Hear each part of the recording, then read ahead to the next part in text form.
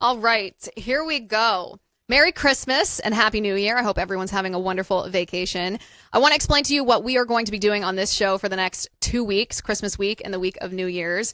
For the next 2 weeks, we will be playing for you the most viewed episodes from the Liz Wheeler Show for 2025 and the most impactful episodes, the episodes that either made the biggest difference or that garnered the most media attention. And we are starting that today. So without further ado, if you would subscribe to the show before we get started, I would greatly appreciate that. You can go to youtube.com/Liz Wheeler, x.com/Liz_Wheeler, or we have video on Spotify now. You can find the censorship-free version of the show on Spotify just by searching The Liz Wheeler Show and hitting subscribe. Thank you to everyone who has been doing that. And without further ado, here is the best of The Liz Wheeler Show from 2025. All right, we are live right here on X, on YouTube, on Rumble, and on Facebook. It's good to see you all. It's extra fun to sit here doing a live stream with you so that we can chat about the things that matter. Before we get started, and do we have a banger of a show for you today? Before we get started, please subscribe to the show. Go to youtube.com/Liz Wheeler, hit that subscribe button, hit the bell so we can notify you every time we're live so you don't miss hanging out with me. On Spotify, search The Liz Wheeler Show, hit subscribe, and leave us a 5-star review. I greatly appreciate everybody who's been leaving comments on the individual episodes over there. We have video over on Spotify now, so it's been great. I'm your host, Liz Wheeler, and I watched the creepiest, I'm talking chills up and down your arms documentary recently. The absolute creepiest. It was actually a documentary done by TMZ, believe it or not. I'm not particularly into celebrity gossip, so I was a little surprised TMZ produced what I consider to be, it's not gossip at all. It has nothing to do with celebrities. It's not any kind of paparazzi piece. It's actually a quite a well-done piece of investigative journalism about September 11th, 2001. We are now one day ahead of the 24th anniversary of the September 11th, 2001 terrorist attacks. And this documentary came out a couple months ago. I watched it somewhat recently, but the premise of this documentary, this is the title of it: Exposing the 9/11 Cover-Up. TMZ Investigates the Fifth Plane. Now, you and I, of course, know, at least those of us who are older than Gen Z. My youngest sister was born in, 2002? She was born after 9/11. So Gen Z, it's kind of a wild concept.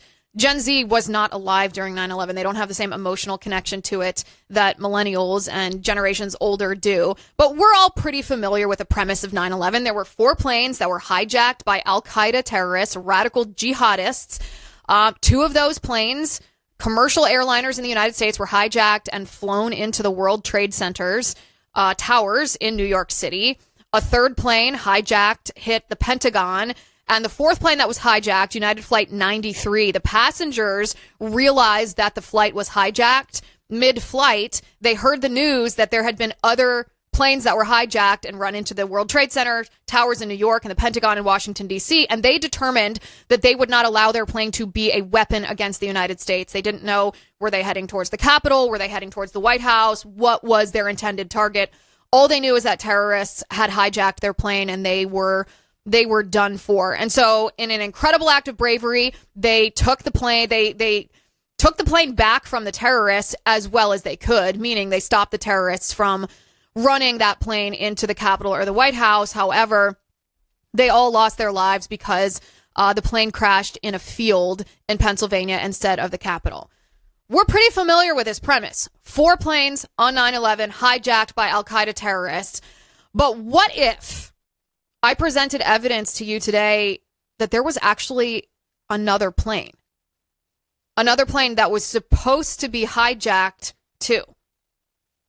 And not only was there another plane that had hijackers on it, but the government found out about it afterward.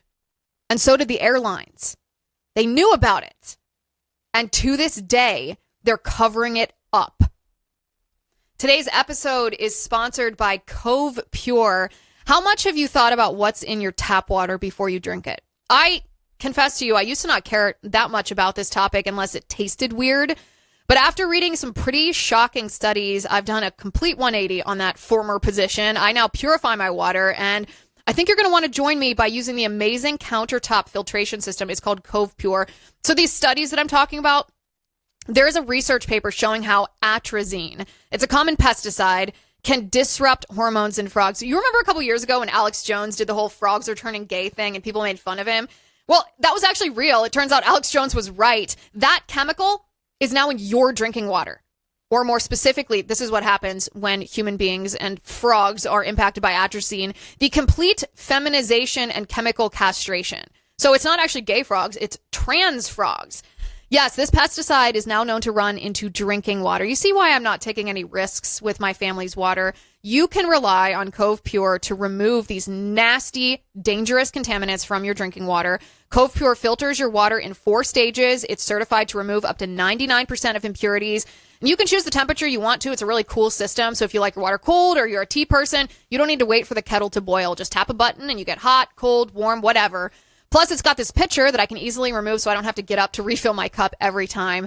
Now, there are many cheaper water filters on the market, but these don't filter out the tiniest particles like Cove Pure does. One of these tiny particles that you need a powerful water filter for is fluoride, which the government conveniently adds to the water supply. Now, RFK Jr. understands the science, wants to ban that because it lowers the IQ of children if there's fluoride in our water. The government says fluoride is just for healthy teeth. But then why would they force you to ingest it?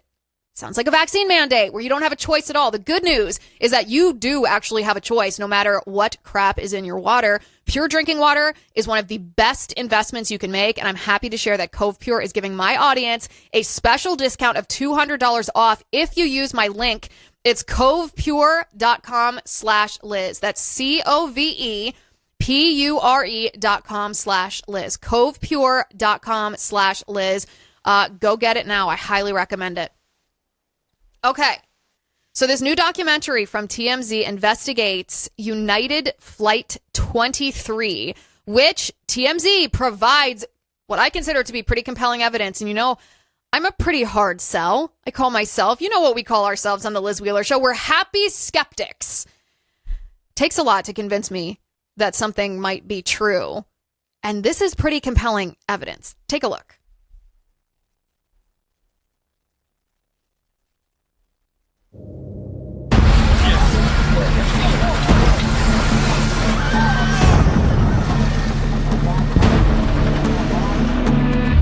I definitely think Flight 23 was the 5th plane. 4 commercial airliners hijacked on 9/11. Nearly 3,000 people perished. But that's not the end of the story. The crew aboard another plane, United Flight 23, believes they were also targeted. There's a good chance that somebody was plotting to try to use our airplane as a weapon of mass destruction. Flight 23 was called back from the runway at JFK. The plane was fully evacuated and locked. People on the ground saw people running in the aircraft. The FBI told the crew that night authorities made a shocking discovery. The first thing they asked me was why the floor hatches were open on the airplane. They had to be opened after everyone had gone off the aircraft. Something was going on there that should not have been going on. The FBI was concerned enough to take the crew to a lineup. The FBI asked us if we could identify any of the people that were behind the window. There's very little doubt in my mind that United 23 was the 5th airplane.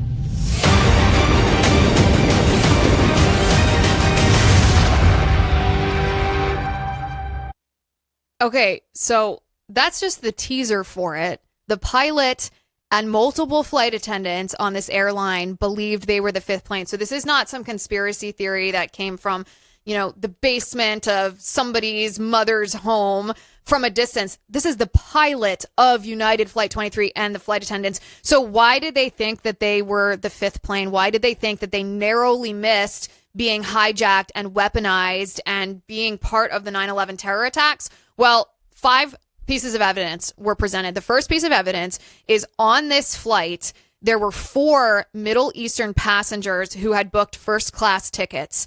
One of them was wearing a burqa. Now, a burqa, as you know, is supposed to be an outfit for a woman, a Muslim woman.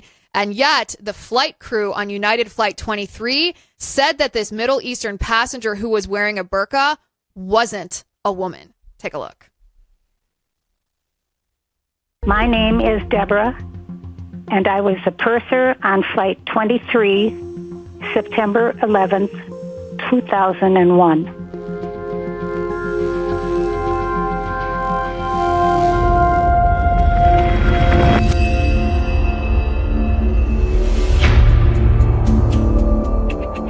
I had 4 people board the aircraft in first class.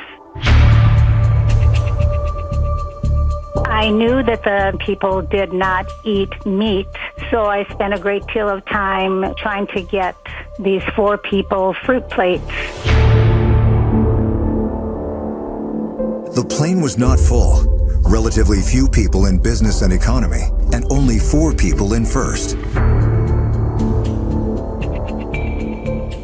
It was a taller, well-built gentleman in a tan suit, a young boy about 6 to 7 years old, a woman in a hijab, and a gentleman that appeared to be a type of bodyguard.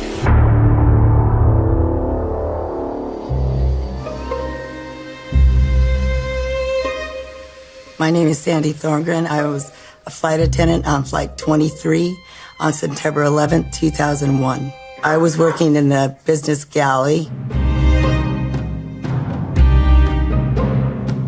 I had gotten out, walked down the aisleway going up to first class, and I noticed there were 4 people in first class. What struck me at that time was there was a woman wearing a burqa. I figured it was a woman because that's who wears that. The opening of the headdress was very tight and you could barely see his eyes. I did explain to our purser that I thought that that wasn't a woman, it was actually a man. I was absolutely convinced it was a man. Oh, man. Absolutely. Oh, man. Can you imagine being on a flight? How would you react? A little honest self-reflection here. How would you react if you were on an airline and there was not only a person in a full burqa, not just a hijab, a full burqa with just the eye slits, but a person with hairy hands, a person that the flight crew were pretty certain was a man? How would you react? How would you react? Well, that so-called bodyguard that was sitting next to this burqa-wearing individual, that man reportedly, according to the flight attendants, was sweating profusely. Sweating profusely, that's also not normal behavior. Well, then the man in the suit sitting next to a small child, a 6 or 7-year-old boy, asked the flight attendants for a very unusual favor. Take a look.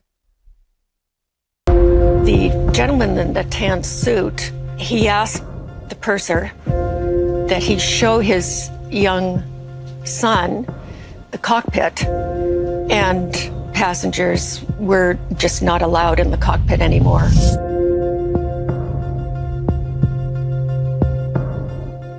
I walked up to first class again, and there was a child with one of the men, and they were just looking into the cockpit.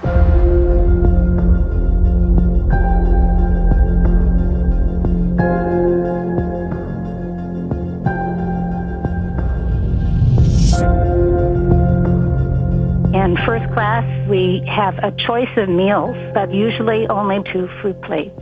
So I was trying to get catering to bring more fruit plates. Trying to do that while people are boarding and getting settled was just a mess.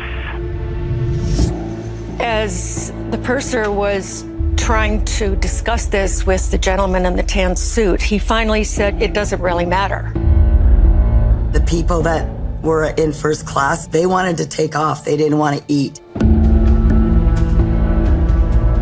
Our purser was determined that they get food because we had an extra long flight, and nothing on our menu in first class was going to let them eat because she said everything has meat on it.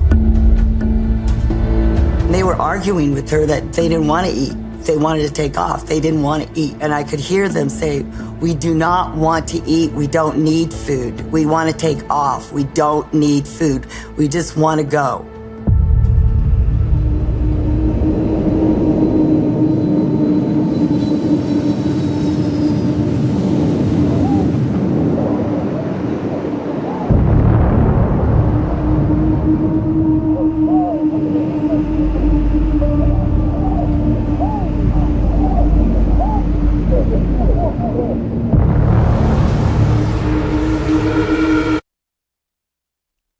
So the compelling evidence, and I see the comments that you guys are leaving.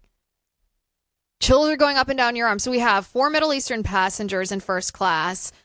Someone, an individual dressed in a full burqa with just eye slits, who the flight crew, the flight attendants, who I imagine are not easily rattled by weirdos because they work on planes and see all kinds of people and deal with all kinds of different weirdos all the time. They were certain was a man. The person, the man sitting next to the man in the burqa, was sweating profusely. The other man in the tan suit was trying to peer into the cockpit using his son as an excuse, but he was the one who was peering into the cockpit. They said they didn't need food. They didn't want food. They just wanted to take off, as if that's not creepy enough. Once the news broke that the plane was not going to be taken off because the other planes on 9/11 had hit the towers, had hit the Pentagon, these same passengers ask a question of the flight crew that's not a question that probably would have come to your mind or my mind. Take a look at this. It was organized pandemonium. We eventually got back to the gate and we told the passengers that the airport was being evacuated. They were to get their belongings and leave immediately. And of course, they didn't need any encouragement.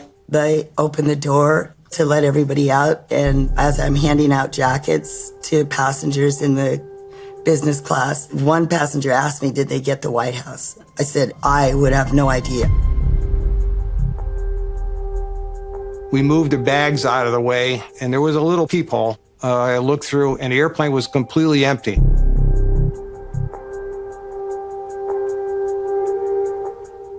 All I saw was a United mechanic waiting for me, and when I opened the door, he says, all right, guys, you'll have to get off the airplane. I've been ordered to lock up the airplane. So we did just that.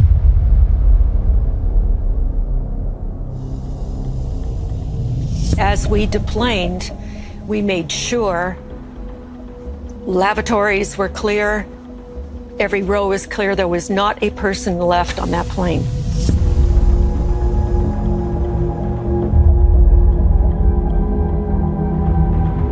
So the plane was empty and locked. The airport was being evacuated.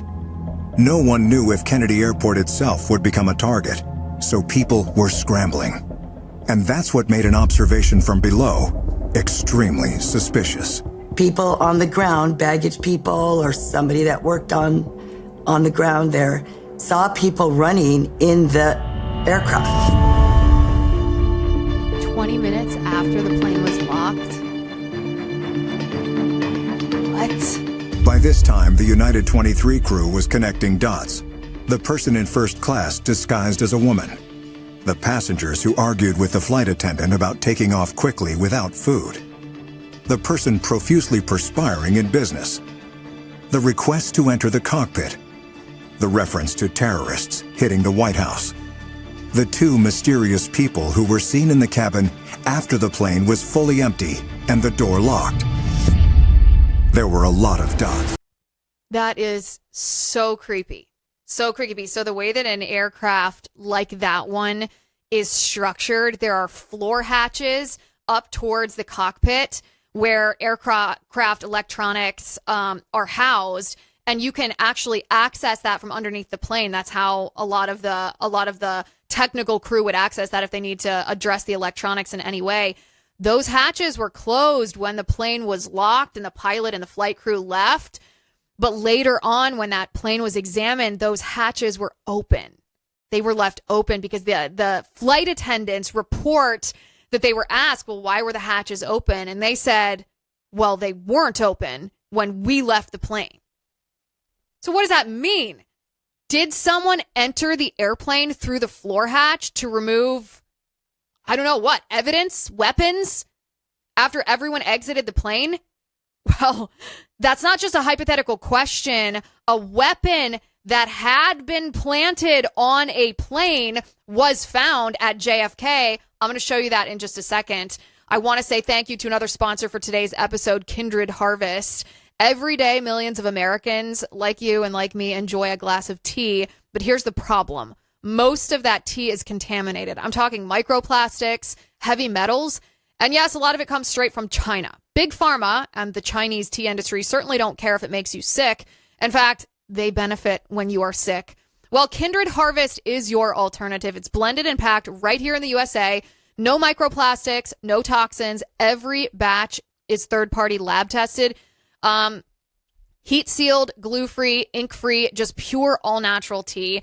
You want morning energy, caffeine-free, evening teas, even clean iced tea for your kids. My husband likes the sleepy time tea. I liked the immunity tea when I was sick, and my 4-year-old daughter she felt really grown up drinking the cinnamon tea. It's non-caffeine, of course. Choose Kindred Harvest. Cultivate goodness daily. Visit kindredharvest.co. Use my promo code Liz for 20% off. That's kindredharvest.co, promo code Liz. You won't regret it.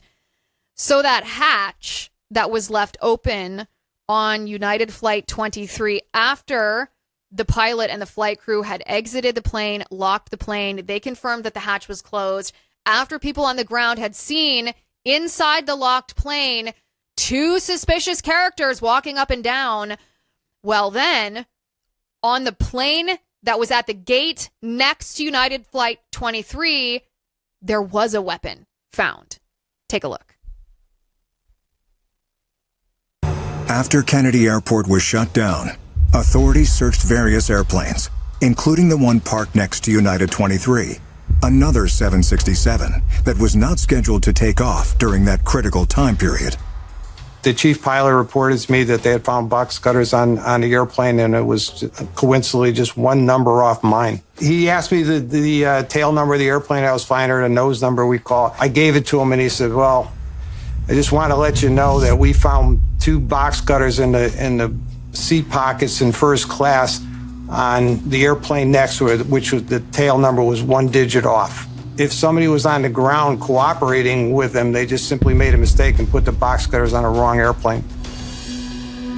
My name is Lynn Spencer. I'm a former airline pilot and a flight instructor and an aviation safety investigator. I'm an author of a book about the air events of September 11th.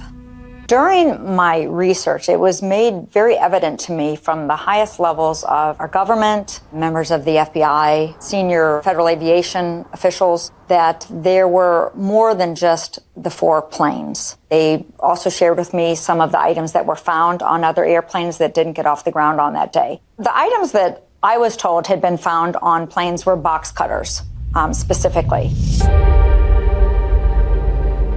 I believe that it's a reasonable assumption to think that those box cutters were meant for my airplane, not the one next to me. You have people that clean the airplane, people that load food on the airplane, that have access to the airplane. If somebody was in cooperation with the group, they could have been put there. There are a host of people that have access to the airplane. It wouldn't be the hardest thing in the world to get on an airplane like that. It's the one thing that makes me think that there's a good chance that somebody was plotting to try to use our airplane as a weapon of mass destruction. United 23 would have become airborne right about the time of the other hijacked aircraft on September 11th. And there's very little doubt in my mind that United 23 was a 5th airplane.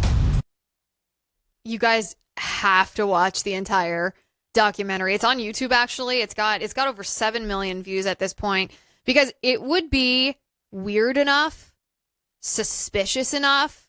It would be pretty compelling evidence if just 1 or 2 or 3 of these different things happened on United Flight 23, but for all of them to happen, I mean, the FBI interviewed the crew after that, and the FBI reportedly told the flight attendants that they had 7 of the passengers on their radar.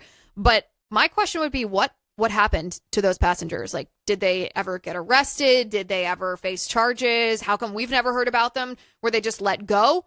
Are they still here in the United States? Did the FBI actually interview them? Did they go back? Did they hightail it back to wherever they came from?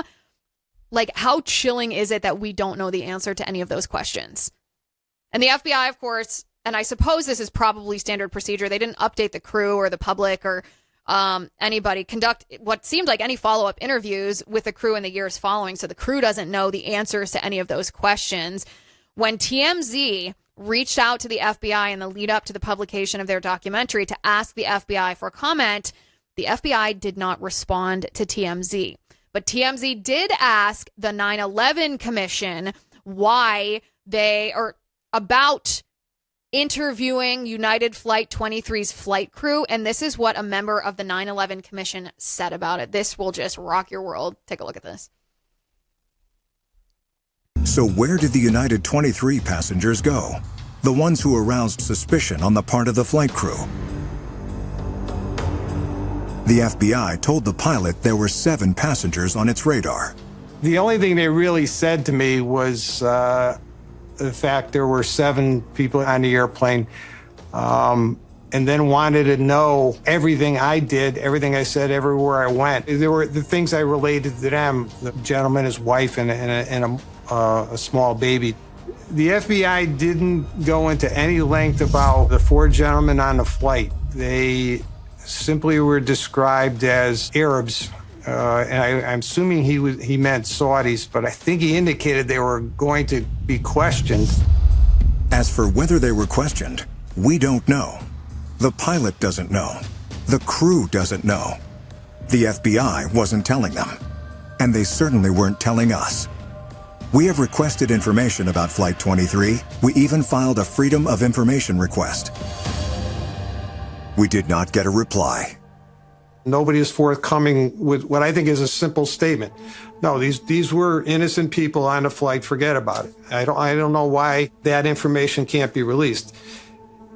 If they were involved, then I could understand why that information isn't being released. Did the 9/11 Commission ever contact you? No. No one in the government has contacted me about the event outside of that one interview from the FBI. The 9/11 Commission was unprecedented in scope and resources, taking nearly 3 years to write a report that was nearly 600 pages long. The staff poured through 500,000 pages of documents and interviewed 1,200 people in 10 countries. Yet United 23 was never mentioned, not even once, in the official report. I really can't speak to why the 9/11 Commission didn't pursue information on Flight 23. When I looked at what they covered and what they didn't cover, it seemed to me as if when they had something they really couldn't explain, they didn't dig deeper. They just kind of left it alone. Can I tell you what I did after I watched this documentary? Especially when it got to that part when they said the FBI, they'd filed Freedom of Information Act requests. They'd ask the FBI for comment. They didn't get a response. Can I tell you what I did? As you may know, I have sources placed in influential positions in federal law enforcement, at the FBI, at the Department of Homeland Security, in the intelligence community, and I sent this to them. And I said, can you explain this? Are you going to respond to this? Is this real? Did these passengers, these Arab passengers, did they get interviewed by the FBI? Are there transcripts of those interviews? Do you believe that United Flight 23 was the 5th plane on 9/11? I sent that to the upper echelons of the FBI, because how can you not think that this is a government cover-up? The 9/11 Commission didn't even interview the pilot of that plane. The flight attendants who witnessed, they were the primary sources, is what we call that in journalism. It was the flight attendants who noticed the individual in the burqa with just the slits for the eyes showing and said, that's actually not a woman. We think that's a man. These flight attendants weren't even interviewed by the FBI. a lot can be explained in our government by sheer incompetence of government employees. And I never want to underestimate just the incompetence, just the stupidity, the idiots that work in government. But I don't know if just incompetence explains why you heard in the documentary them detail exactly what type of resources the 9/11 Commission had. How could they have not investigated United Flight 23 unless they didn't want to? United Airlines similarly won't comment on this whatsoever. They have zero comments about this even to this day, which is really weird. It's really, as I said at the beginning, it takes a lot to convince me because I'm a very happy skeptic. I find this to be pretty compelling, and I want to share with you a report that came out yesterday about, let's just say it poses questions that have not yet been answered about who was actually behind the 9/11 terror attacks. But first, I want to talk to you about our third sponsor for today's show, Relief Band. I was kicking myself last month when I did not wear my Relief Band. We went on a road trip, my family and I, through the Tennessee mountains, up and down and up and down. And let's just say I'm kind of prone to car sickness. I literally posted about this on Instagram complaining that I was car sick.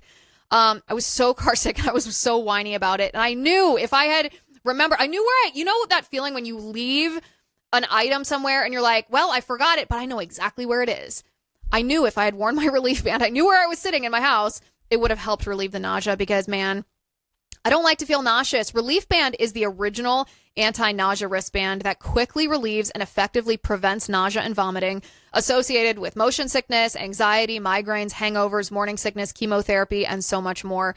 Relief Band is exactly what it sounds like. It is a band you wear on your wrist to give you relief from nausea, and you can change the intensity of the pressure points depending on how you're feeling to make it stronger or weaker. It is 100% drug-free, non-drowsy. It works quickly before or after symptoms start, and it has zero side effects. Plus, Relief Band's new Premier Plus model provides advanced nausea relief. It includes a digital clock and utilizes smart skin sensing technology to preserve battery life. And listen, Relief Band isn't magic, it's science. Relief Band's technology was originally developed for hospitals before being sold directly to you, the consumer. Relief Band is FDA approved, it's clinically proven, it's recommended by doctors nationwide. So if you want to cure your nausea problem fast, then join us, the hundreds of thousands of people who are nausea-free with Relief Band. Right now, I've got an exclusive offer for you. If you go to reliefband.com and use my promo code Liz, you'll get 20% off plus free shipping. So head to reliefband.com. That's RELIEFBAND.com. Use my promo code Liz for 20% off plus free shipping. So interestingly, investigative reporter Catherine Herridge, who is now independent, she does great work. She's also a sweetheart. She released a report yesterday about questioning the Saudi government's involvement in 9/11. And her report followed two employees of the Saudi government who were here in the United States as early as 1998, several years prior to the September 11th, 2001 terror attacks.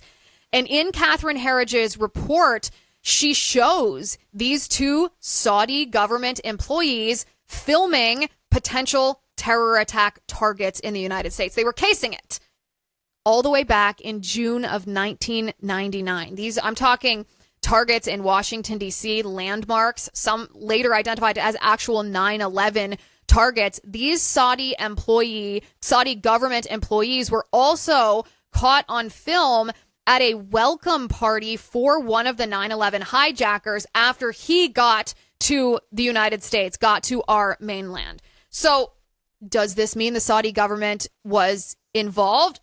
I don't know. It definitely challenges the official 9/11 narrative. You could make the argument that, Al-Qaeda was directing these two people who just happened to work for the Saudi government.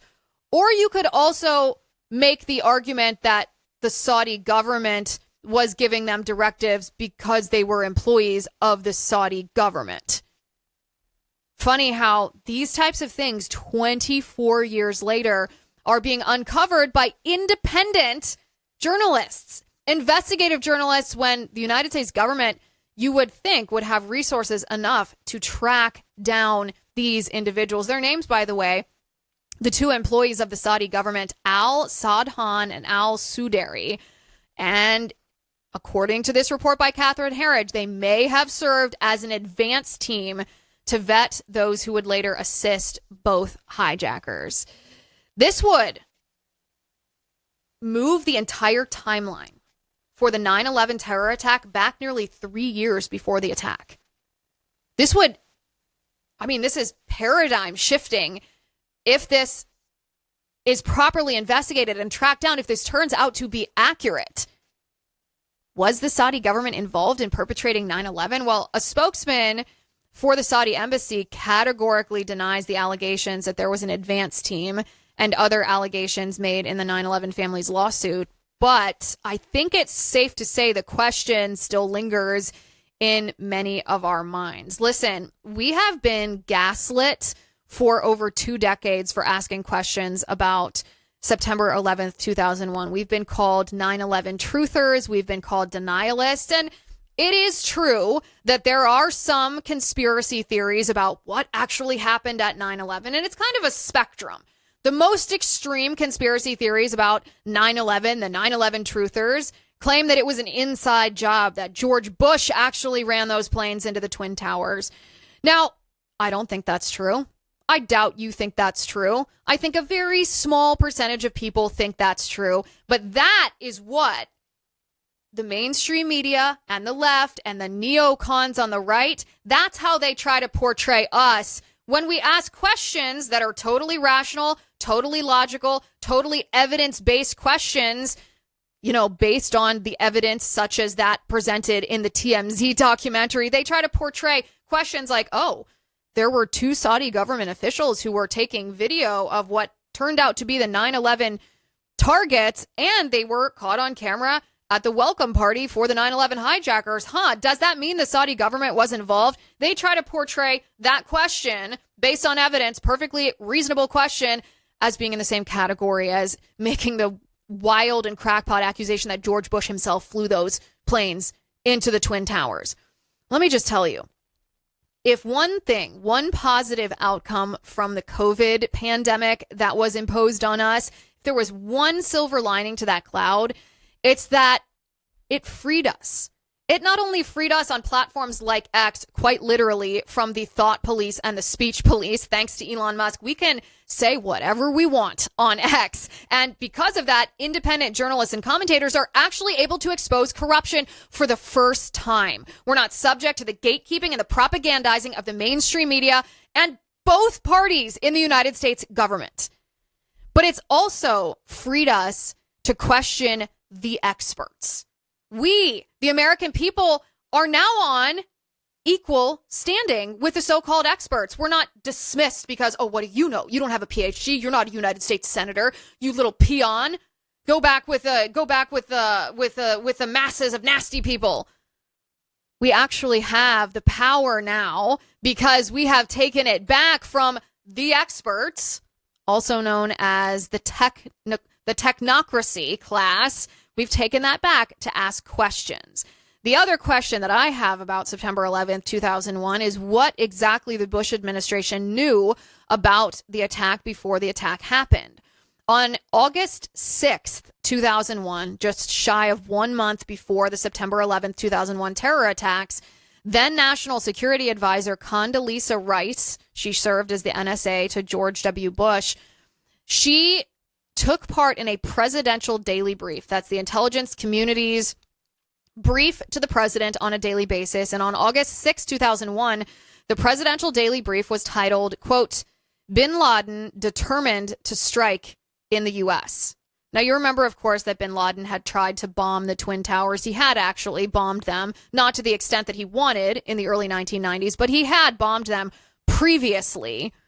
Well, according to the declassified version of that August 6th presidential daily brief called Bin Laden Determined to Strike in the U.S., the Bush administration had been warned about Osama bin Laden's intent to attack the United States, which was believable because he already had attacked the United States. He had issued a fatwa back in 1998 against American citizens. He had attacked the U.S. Embassy in 1998. And this presidential daily brief indicated that Al-Qaeda was engaging in, quote, patterns of suspicious activity in this country, the United States, consistent with preparations for hijackings or other types of attacks. This presidential daily brief mentioned intelligence from 3 months prior to that, May of 2001, suggesting that bin Laden supporters were planning attacks in the United States with explosives. In other words, the Bush administration, a month prior to 9/11, was told Osama bin Laden is going to attack the United States and he's going to hijack airliners to do so. And what did the Bush administration do? Well, according to her testimony to the 9/11 Commission, former National Security Advisor Condoleezza Rice said it was too vague of information. We did nothing because it wasn't actionable. You were told a specific terrorist, Osama bin Laden, and his specific terror group, Al-Qaeda, specifically wanted to attack the U.S. homeland in a specific way, hijacking commercial jetliners and flying them into specific targets, landmarks of the United States. What more information do you need to try to stop such an attack? Do you need them to text you a time and a date? Do you need them to send you a Google Calendar invite so that you have advance notice and you can click maybe I'll attend? The FBI had been aware prior to 9/11, and this was also included in that August 6th presidential daily briefing. The FBI had also been aware of, quote, suspicious activity related to potential hijackings, including surveillance of buildings in New York, government buildings in New York. Bin Laden was known. He had always had an obsession with using aircraft, commercial jetliners as weapons. And yet Condoleezza Rice was too vague. We didn't have any dates. There was nothing that we could have acted on. You tell me, is that incompetence? Is that negligence? Or is it more? We are still recovering as a nation from 9/11. No, I'm not talking about the physical buildings in New York or in Washington, D.C. I'm talking about the implications of what happened politically as a result of 9/11. After 9/11, we saw a surge in forever wars. We invaded Afghanistan. We then invaded Iraq using the political capital from 9/11 as justification. We were dragged into wars that spanned over 20 years. The rise of the neocon happened as a result, well, of Dick Cheney and George Bush. We were also dragged into an intelligence community that was weaponized against us, thanks to the political actions that were taken on the heels of 9/11, when people were fearful. Our countrymen had been killed, brutally murdered in a terror attack. And the intelligence community used that. They exploited our fear to say, if you want us to prevent that from happening again, you will let us violate the very core of your privacy and your liberty. We will spy on you. Otherwise, you too will go down in a jetliner. And in was ushered the era of intelligence community abuse. Forever wars, intel abuse. It was also the first experience we had with being told that observing reality was hate speech. Oh, you noticed that the hijackers weren't just your run-of-the-mill Midwestern white man. You noticed that they were from the Middle East. You noticed that they were Muslim. You noticed that they committed this attack in the name of their Islamic jihadist beliefs. And even Barack Obama wouldn't say the word radical Islamist. Why? Because we were told it was Islamophobic. Muslims around the world might be bullied for that or stigmatized for it. 2.5 decades later, we are only just beginning to recover from these things that were imposed on us as a result of the 9/11 attacks. And these things that were imposed on us as a result of the 9/11 attacks were not things that were done by the terrorists, but by politicians in our own country. We learned, too, that the Department of Defense, the intelligence communities, the CIA, the FBI, neocon politicians in general, they come to the table with a preconceived outcome. And they cherry pick evidence and justification for what they already want to do. It's like, it's the equivalence of bad science, where a scientist comes in and says, I've already decided that something is safe. Now I'm just going to conduct a study that substantiates the view that I want you to think. That's what we saw our politicians do. Think about Iraq. According to journalist Molly Hemingway, we invaded Iraq because of what? Because of this allegation that Saddam Hussein had weapons of mass destruction. Well, what intelligence was used to substantiate such an allegation? Well, it turns out, and we the American people certainly weren't told this at the time, it turns out that the accusation that Saddam Hussein had weapons of mass destruction came from one person. One Iraqi. Who had no evidence of this, no proof, but he did have a vendetta against Saddam Hussein, who had killed his brother-in-law. This was the justification for invading Iraq? Well, because the neocons, the politicians, want the defense contractors, those who profit from forever wars, wanted to invade Iraq, and they were looking for a reason. It was a fishing expedition. Again, we are just now beginning to recover. Our country is just beginning to recover from the implications of what happened as a result of 9/11. The intelligence community does the same thing. They rely on faulty information. We just saw this. Think about the story that we covered a month ago. After Tulsi Gabbard revealed, DNI Tulsi Gabbard revealed that the intelligence assessment following the 2016 election of Donald Trump as president, this intelligence community assessment that Vladimir Putin and the Russians favored Donald Trump and tried to meddle in the elections in order to help Trump defeat Hillary Clinton, that was manufactured by Barack Obama and by John Brennan and by James Comey and by all the rest of those high-ranking Obama administration officials. It was never true, and they picked information, unreliable, faulty information from the gutter in order to make it appear that their preconceived political agenda looked like it was based in facts. None of this would have happened in our country had not the stage been set by 9/11. Don't forget, Dick Cheney, who was George Bush's vice president, was the CEO of Halliburton. And then he was the vice president. And guess who was granted substantial U.S. government contracts for the wars in Afghanistan and Iraq? Yeah, that's right, Halliburton. You want to talk conflict of interest in the highest order. So yeah, we're going to ask questions on the 24th, at the eve of the 24th anniversary of 9/11. You bet we're going to ask questions. I highly recommend that you go. It's on YouTube. We can even post the link in the description of this video. Go watch TMZ's investigative report on the fifth plane. Was there a fifth plane on 9/11 that the government to this day is trying to cover up? Compelling evidence says, yes, there was. Now, I want to take a moment to thank you for watching and listening to this show. It's because of you that we're able to keep producing content like this. Blaze TV exists because people like you refuse to settle for watered down coverage, endless spin, clickbait headlines, or the experts propagandizing us. Blaze TV has never been about one voice or one company. It is about a movement of people, us, who refuse to sit on the sidelines. We want to take action. We want to be part of our own self-governance. This is how we do it.